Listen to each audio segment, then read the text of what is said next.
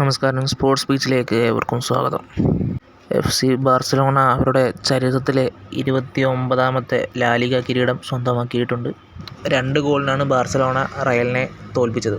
ബാഴ്സയെ സംബന്ധിച്ചിടത്തോളം ഹാൻസി ഫ്ലിക്കിൻ്റെ പിതാവ് മരണപ്പെട്ട് ദുഃഖസാന്ദ്രമായൊരു അന്തരീക്ഷത്തിലായിരുന്നു ബാഴ്സലോണ. ഒടുവിൽ കളിക്കാനിറങ്ങി കിരീടം സ്വന്തമാക്കിയിട്ടുണ്ട് ബാർസലോണ. റാഷ്ഫോർഡും ടോറസുമാണ് അവർക്കായിട്ട് ഗോളുകൾ അടിച്ചത്. ക്യാമ്പ് നൂവിൽ നടന്ന മത്സരത്തിൽ അവരുടെ മുന്നേറ്റങ്ങൾ നയിച്ചുകൊണ്ട് ഇരുന്നത് ടോറസും ലോപ്പസും ഓൾമോയും റാഷ്ഫോർഡുമാണ് മുന്നേറ്റം നയിച്ചുകൊണ്ടിരുന്നത്.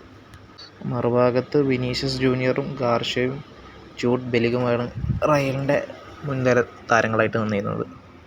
എന്നാൽ കളിയിൽ ആധിപത്യം പിടിച്ചതും മുന്നോട്ടം കളിയുടെ തന്ത്രങ്ങൾ നയിച്ചതൊക്കെ ബാർസലോണ തന്നെയാണ്.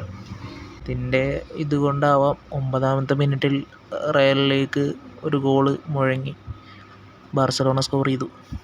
റാഷ്ഫോർഡിൻ്റെ ഗോളിന് ശേഷം 18ാമത്തെ മിനിറ്റിൽ ഫെറാൻ ടോറസും ഗോളടിച്ചു. അങ്ങനെ 2 ഗോളിൻ്റെ ലീഡിലേക്ക് ബാർസലോണ വന്നു. വളരെ സ്പൈസി ആയിട്ടുള്ള ഒരു പോരാട്ടമായിരുന്നു പിന്നെ വിനീഷ്യസ് ജൂനിയറിൻ്റെ കയ്യിൽ നിന്ന് ഉണ്ടായത്. പിന്നെ വിനീഷ്യസ് ജൂനിയറും ഗാവിയും പ്രശ്നങ്ങൾ മറ്റുമൊക്കെ കണ്ട് ഒരു എൽ ക്ലാസിക്കോ ചേരുവകളും ഉള്ളൊരു കളി തന്നെയായിരുന്നു.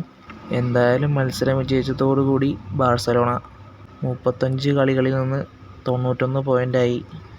35 കളിയിൽ നിന്ന് 77 പോയിൻ്റായിട്ട് റയൽ മാഡ്രിഡ് ഉണ്ട്. റയൽ 2ാമതാണ്. ഇപ്പം തന്നെ വലിയൊരു പോയിൻ്റ് വ്യത്യാസം ഉണ്ട്. ഇനി 3 റൗണ്ട് മത്സരങ്ങൾ മാത്രമേ ഉള്ളൂ. ബാഴ്സയെ മറികടക്കാൻ ഇനി ആർക്കും കഴിയില്ല എന്നാണ് സാരം. ആ കിരീടം അവരിപ്പം തന്നെ ഉറപ്പിച്ചു കഴിഞ്ഞു. വീഡിയോ അവസാനിക്കുന്നു. ഫുട്ബോൾ ലോകത്തിലെ പുതിയ വിശേഷങ്ങളുമായി സ്പോർട്സ് ബീച്ച് ഇനിയും വരുന്നതായിരിക്കും.